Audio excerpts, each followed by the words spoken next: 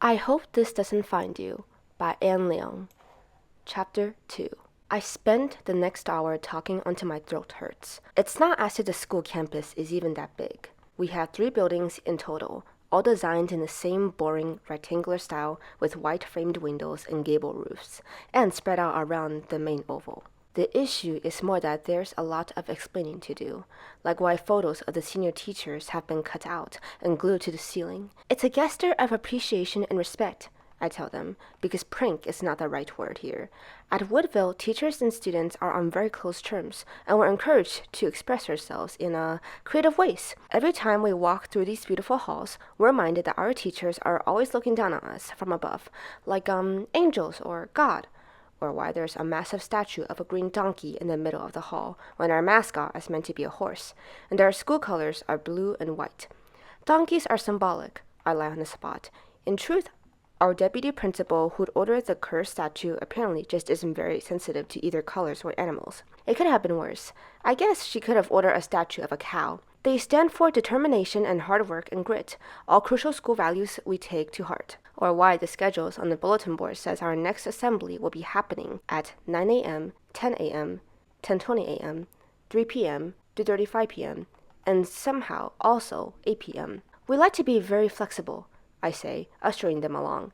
Obviously, there's only one time for the assembly that everyone knows about. Obviously, this has been communicated well, because the communication at the school is flawless. Now, have you seen our drinking fountains? We have a great filtration system. Or why there's a construction site next to the cafeteria. I remember reading about this on a school website, the green scarf auntie says with a small frown. We're stopped just outside the wire fence, and even I have to admit, the view isn't great. There's nothing but rubble and plastic coverings, and a few scattered poles. As we stare, a literal tumbleweed rolls across the dirt. It's for the new sports and recreation center, no? I thought it was meant to be finished 2 years ago. All right, that. My smile widens in direct proportion to my panic. I don't know how to tell her that. Yes, the sports and recreation center was finished 2 years ago, but then there came a minor issue with the bathrooms. To be specific, the toilets were all built facing the side, instead of the door, so you couldn't sit down on them without banging your nose. At first, the school asked us to be grateful and flexible and view it as a learning experience, but after Georgina Wilkins got a bruise from the stalls and threatened to sue, they decided it was better to rebuild the center from the ground up, after all. There were some small delays, I say, but only so they can make it even bigger and better. There are some truly exciting features coming, including a mini golf course on the roof, a swimming pool, and 3 private gyms. But as you know, excellence takes time. The aunties consider this for a moment, and to my relief, moves on. We've circled our way back to the school gates now. The students have started to trickle in, yelling goodbyes to their parents from the curb, swinging their bags over their shoulders and messaging their friends. Julius is also there. He's standing there before the aunties, his dyed hair glinting in the rising orange light, with his perfect skin in his perfect uniform and perfect posture. Just seeing him makes me want to put my fist through something hard. Ideally, his jaw. We'll definitely be sending our daughters here, one of the aunties is saying. If you're the standard for the students at Woodville, then this is the perfect school. I feel a black thunderbolt of rage, the electricity crackling down my spine. It's made worse when Julius catches my eyes, like he wants to make sure I'm listening. It's been a pleasure, he says smoothly. No, the pleasure's all mine, the auntie returns in Mandarin, and my jaw unhinges. She was the one who used English with me earlier. It probably means nothing, or it definitely means she likes Julius more, and feels more familiar with him, and trusts him, even though there are pyramid scheme leaders more trustworthy than he is. We couldn't have asked for a better tour guide, really. Still looking at me, Julius smiles. I'm so happy to hear it. I bite my tongue, swallow all impulses for violence, and wave to the aunties as they leave. The second their clacking heels have faded into the distance, I rush off to my first class, history. Unfortunately, this is also the first of my shared classes with Julius, and it's not long before his footsteps catch up to mine. That went well, didn't it? He said, his voice drifting just over my shoulder. Did it? I say, shoving the glass doors to the humanities building open with maybe a bit more force than necessary. I'm kind of hoping that it'll swing back and hit him, but of course he catches the door easily with one hand and slides in after me. I mean that it went well for me, he clarifies. Both of them are sending their children here. I bet Miss Hedge will be pleased. She must have known I was the best person for this task, though I suppose you made some limited contributions as well. I muttered something unrepeatable under my breath. What was that? I can almost hear the gloating smile in his voice. Nothing. I just said we're going to be late if we keep talking. Well, unlike you, I have no problem with multitasking. Go to your happy place. I will myself as I push open the next set of doors. In my mind, I'm no longer walking these crowded halls, listening to the warning bell chime. No longer in this town, even. I've graduated, undefeated, as valedictorian and school captain, and gotten my degree from Berkeley. And I've bought a huge house in a big city for my mom and my older brother, Max.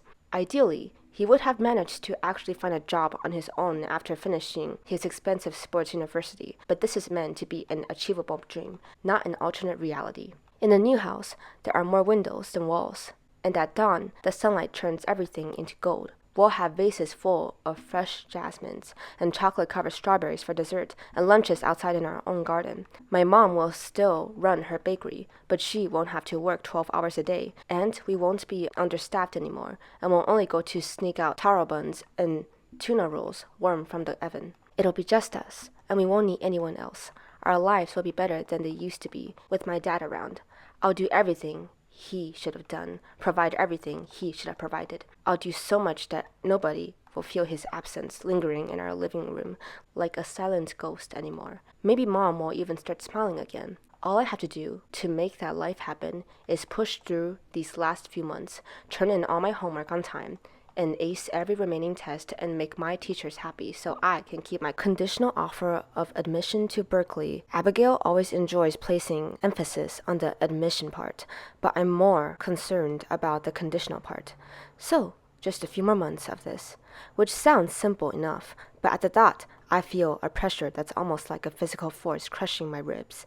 I have to steady myself before entering the classroom, breathe in through my nostrils, bounce up and down slightly on the balls of my feet, the way I do before running a race. It doesn't help that the room is too bright, too loud, everyone lounging around the cluster of desks and talking at full volume. Julius pauses beside me. What? Not going in? The corners of his lips are curved in their usual condescending manner, but he steadies me for an extra beat, like he's trying to figure something out. I am, I say, ignoring the tightness in my chest and pushing past him. I've made it all of 2 steps inside when a freckled face jumps into my view. Rosie Wilson Wong. She's one of those people who knows exactly how pretty they are and uses it to her full advantage. She's also the girl who copied my science fair project last year without telling me, then went on to receive an A+ for innovation and creativity.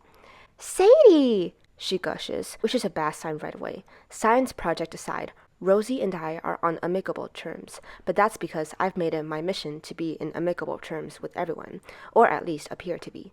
Hey, I say, did you come in with Julius?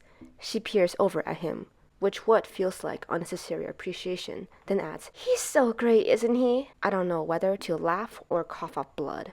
I guess it's a testament to how well I hide my true feelings, that nobody other than Abigail would ever suspect how much I hate him. I mutter. His hair looks really good today. Her eyes trail after him as he takes his seat at the front of the classroom. Like, it looks so soft. It's somewhat concerning that she's chosen to vocalize this as a question. It implies a desire to find out the answer. Sorry, I say, trying not to look too disturbed.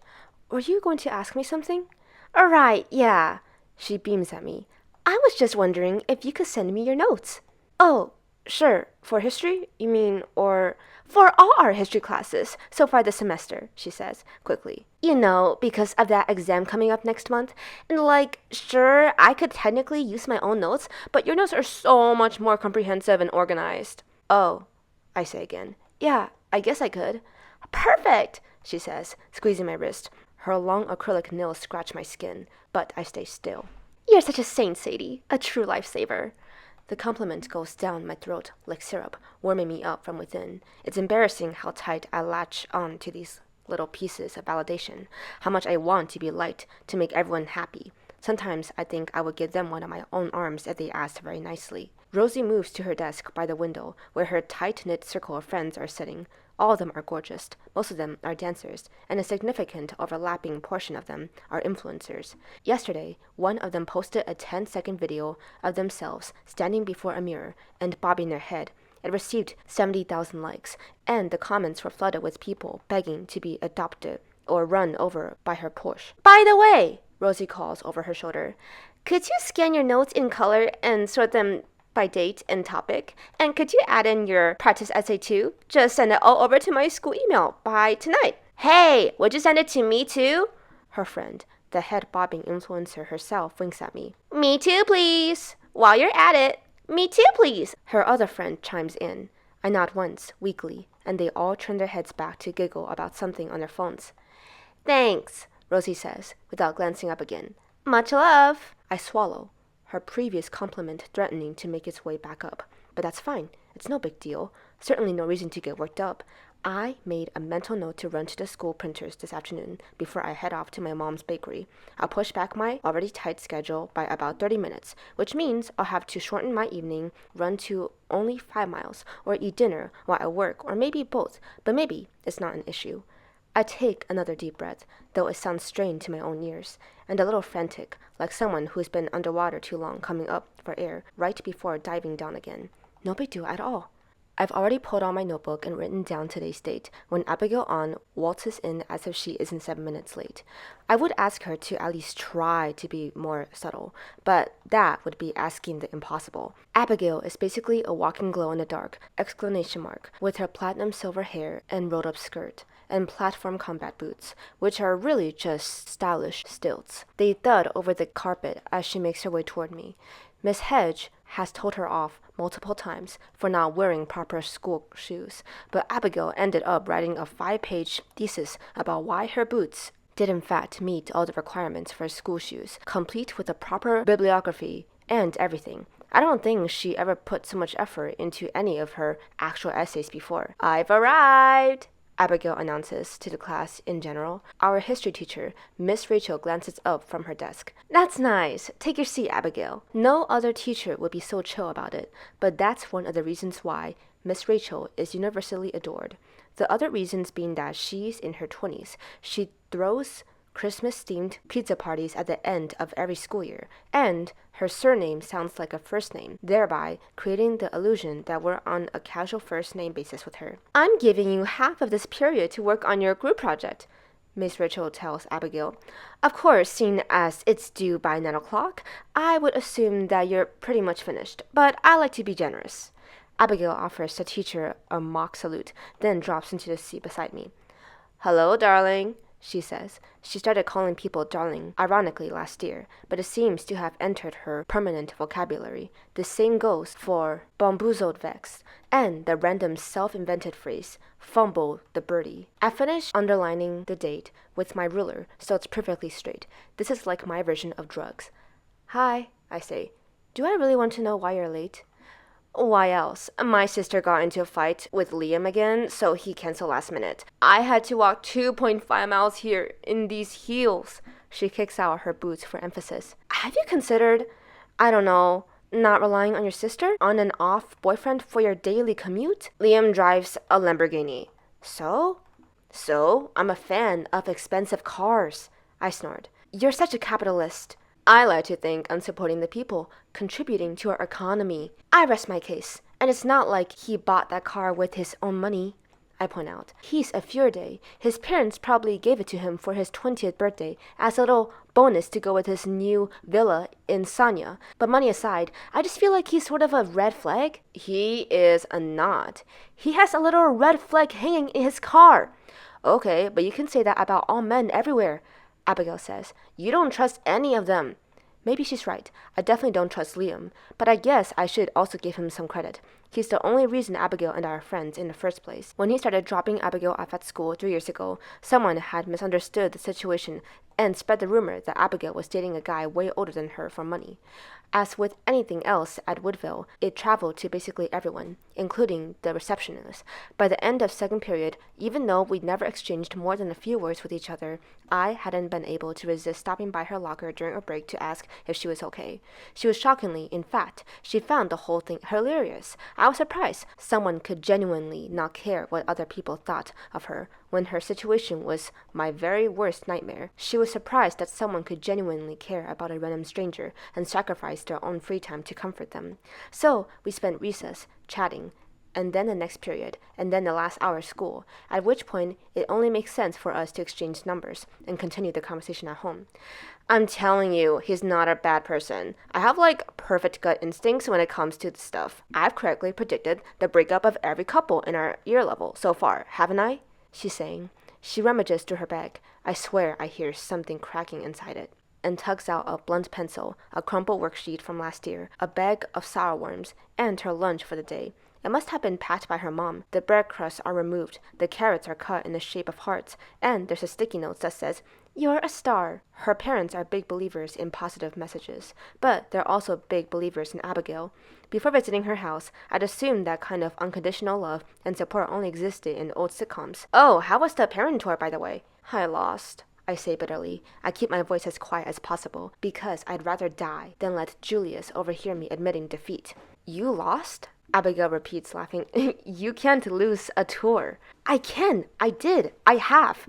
You're so ridiculous, she says. I would be affronted if it came from anyone else, but Abigail only teases a very selected numbers of people she deems important. Everyone else might as well be background noise, flies, motes of dust in her eyes. They simply don't exist. Well, at least you don't have to worry about the group project anymore. You're done already, I gather, like the unreasonably organized person you are. Of course, you know my policy. Anytime I receive a deadline, I'll set myself my own deadline at least a week before. That's why I spend the first 2 days of winter break completing my part of the project on China's warlord era, which includes a 4,000-word research essay, a hand-drawn animation of the Zhilu Anhui War, and an interactive map of the various cliques. The workload itself was stressful, yes, but I'm only calm when I'm ahead. I just need my group to give me their summaries, and then we can submit it. Abigail glances up and points at my group members, Georgina Wilkins and Ray Suzuki, who are coming over to our desk. They don't look like they're holding anything. Should you be concerned? I frown. They are both empty-handed, and as they squeeze closer past the desk, I can make out the sheepish smile on Georgina's face. A bad feeling digs into my gut. Still, I'm willing to give them the benefit of the doubt. Hey, how are you? I ask, because it feels rude to demand to see their summaries right away. But Ray doesn't seem to have any qualms about rudeness. We didn't do it, he says, bluntly. I blink. He might as well have punched me in the stomach. You don't do the summary? Nope, he says, sticking his hands into his pocket. Okay. I can hear a faint ringing sound in my ears, building into a screech. I do my best to recalibrate. Stay calm, stay friendly, stay focused. Okay, it's okay if you didn't finish. Maybe just show me what you have and... I didn't do any of it, he says. Another punch even harder than the last. If I were standing up, I'd be staggering back. Right, and is there a reason why, or... He looks at me, straight in the eye. I don't know. Guess I just wasn't sure how, or what we were meant to be doing, you feel? The summary? I get out. The summary I already wrote out for you? I add inside my head. Word for word, the one I asked you to copy down onto the template that I pre-designed and printed and personally delivered to your house in the winter rain on the first day of the mid-year break, so you could do it when you had time. That summary. Sure, I say, seeing his blank stare. That's okay. What about you, Georgina? Georgina makes a gesture that reminds me of a flower wilting. I'm sorry, she says, pouting. I tried to start.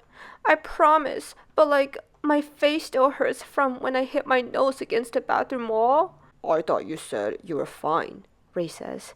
Georgina shoots him a quick, pointed look, then turns back to me, her dark eyes shining with emotion. I feel worse. Whenever I have to work on an assignment, it's like super unfortunate. I wish I could do more to help, but...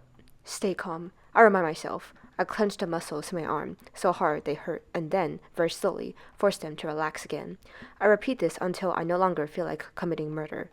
It's not your fault, I tell her, eyeing the clock. Only 18 minutes left until the deadline. I have 2 summaries to write up, which leaves just 1 minute for each. 8 minutes. If I want to take time to double check everything, you know what? I can do the rest myself. Totally cool. I expect more resistance, but they retreat rapidly, as if they just dropped a grenade in my lap. But no time to worry about them. This is my project. This is my grade on the line. One mistake, and my whole average will drop, and Berkeley won't want me anymore. I push my sleeve up as high as they go, then open up my school laptop to find my notes. Just 17 minutes left. Briefly, as I stare at the tiny words locked on the screen, the dozens of tabs pulled open, I feel so overwhelmed I could choke. The words fade in and out. My vision blurs. Nothing gets in. Then I notice Julius watching me in my peripheral vision, and it's like I've been zapped. I won't give him the satisfaction of seeing me struggle. I refuse to. With deliberate, feigned calm, I pick up my pen and begin copying the summary down. For those next 17 minutes, I don't move or speak or even lift my head until I've written down the last word. Then I release a sigh that travels all the way through my bones, down to my sore muscles and stiff fingers. That was too close. Way too close. Next time, it might be safer to just do everything myself. Thanks, Sadie, Miss Rachel says as she collects our projects. I can't wait to read through this one. The Warlord era is absolutely fascinating. It was one of my favorite subjects in college. I act like this is news to me, a happy coincidence, like I didn't spend hours searching her up online and reading through an old interview she did for her alma mater student magazine, where she mentioned her interest in the Warlord era, like I didn't choose this specific topic for the very purpose of appealing to her personal taste. Abigail would affectionately refer to such behavior as my sociopathic tendencies. I'm just going to pop into my office to put this away, Miss Rachel tells me, nodding toward the piles of papers gathered in her arms. I'll be 5 minutes. Could you keep an eye on the class for me while I'm gone? Of course. Great. I can always count on you. Miss Rachel smiles at everyone like they're special, but somehow it still manages to feel genuine when she smiles at me. The second she steps out the door, the class dissolves into chaos. People slump in their seats, kick their feet on desks, stretch their arms out in loud, open-mouthed yawns. Muffled conversations give way to open hoots of laughter and shouts across the room. Before I can do anything about it, an alert pops up from my school inbox. One more email.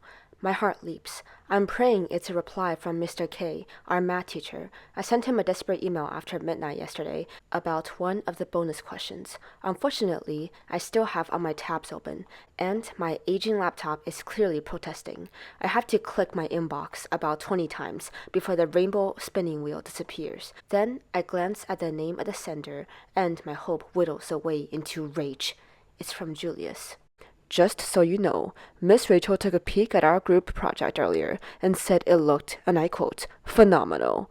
I'm saying this now so you're not too shocked when our grades come back and mine's higher than yours.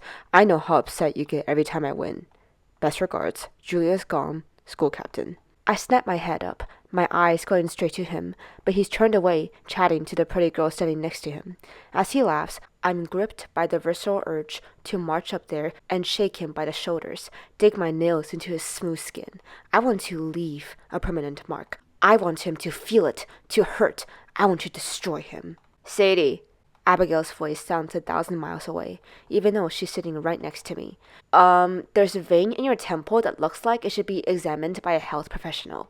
When I don't reply, she leans over me and reads the email on my screen. Damn, she breathes. That boy's really making it his life mission to get on your nerves. I squeeze out a scoff that sounds more like I'm being strangled. Across the classroom, he's still laughing with the other girl. Happy place, I remind myself. Remember your happy place, your future. But when I try to summon up the image of the giant house with a sunlit room and soft curtains, all that materializes is Julius' sneering face, his pitch-black eyes, and haughty cheekbones, and curved lips, beautiful and horrible, like those vivid flowers you find blooming in the wild that are actually carnivorous. So instead, I spread my fingers over the keyboard and began to type in a furious rush, stabbing out each letter with my nails. This is my last resort, my sanctuary, the antidote to my anger, because I know better than anyone that I'm not really a saint, nowhere close. I simply like to unleash all my rage into my email drafts, where I can be as harsh and petty and unforgiving as I want, because I also know that I'll never have the nerve to send them out. When I write anything and everything that comes to my mind. Julius, just so you know, I'm keeping your email as evidence so that when our grades come back and mine's obviously higher, you'll understand how it feels to be slapped by your own hand. I can't wait for the day to arrive. But also, even if it were a tie, I don't think you have any reason to gloat. You managed to complete your project only because you have smart people like Adam in your group. And you have Adam in your group only because you gave the teacher that complete rubbish speech about wanting to switch things up and bond with new peers. And so she let you choose. Maybe the teacher and the parent you showed around this morning and everyone else at the school buy your bullshit. But I can see through you, Julius Gong. You're attention-starved and self-obsessed and unbearably vain, and you wear cynicism like a crown. You're the kind of kid on the playground who steals a toy not because you want it, but because somebody else does. Also, your hairstyle is ridiculous. You might think it looks all natural and effortless, but I bet you spend entire hours of your morning styling it with a tiny comb so that one single strand falls over your left eye at the perfect angle. From the bottom of my heart, I really hope your comb breaks and you run out of whatever expensive hair products you've been using to make your hair appear deceptively soft when I'm sure it's not, because there's nothing soft about you, anywhere at all. Morning, Mr. K. I peel my eyes from my laptop and spot Mr. K walking past us down the corridor, a hand lifted in greeting. I quickly say the draft. It's the 57th draft email I have. The majority of them are dedicated to Julius, but there are a few others written for classmates and teachers who made my life especially difficult in the past. Mr. K! I call, shooting up from my seat so fast I bang my knees against the desk. Mr. K, wait! I suppress the wince and rush out into the corridor after him. Sadie, he says, regarding me with the strained patience of a grandparent humoring their over-energetic grandchild. He's probably old enough to be my grandpa, though it's hard to tell, with his dyed black hair. Sorry to bother you, I say. But did you get that email you sent? He finishes for me. Unlike his hair, his brows are a peppery gray. They rise slowly up his white forehead. Yes, I did. Are you often up at 1 in the morning? No, of course not. I often go to sleep later than that, but there's no reason to raise alarm. And the last thing I need is for this to dissolve into a conversation about my unhealthy sleeping habits. I just want to know if my answers was correct or not. For question 6, the notebook was wrong, he tells me. Don't worry, Sadie. Your calculations were completely right. The answers should have been 92. I'll make a note of this in class, though I doubt anyone else except Julius has even touched the bonus questions. The textbook was wrong. The most beautiful arrangement of words to ever exist. It's like someone's injected sunlight directly into my veins. I'm so relieved, so euphoric, that I don't even mind the mention of Julius. Oh my God, that's amazing, I say, completely sincere for once.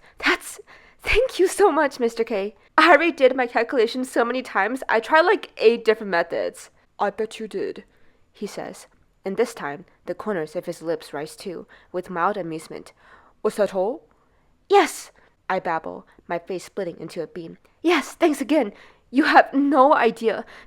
This just made my entire day. I'm still beaming as I head back, my high bun bouncing my footsteps light. So maybe the morning was off to a bit of a rough start. That's fine. Things are good now. I don't even mind the fact that the classroom situation has deteriorated further, or that Josie and her friends have pushed back a few of the tables, including mine, to shoot a video of themselves spinning on the spot for God knows what reason. I simply wait until they're done and rearrange the tables myself. Your mood changed fast, Abigail says, seeing my face. Did Mr. K give you a cash prize or something? Even better! The textbook was wrong! I let out a happy sigh. I was right. When I take my seat again, I notice, dimly, that my laptop seems to be in a different position. I pause, frowning. I could have sworn that I lowered the screen almost all the way down, not just halfway. But then, Miss Rachel returns with the important information for our upcoming test, and I forget everything else. I'm too focused on planning out my next move to beat Julius.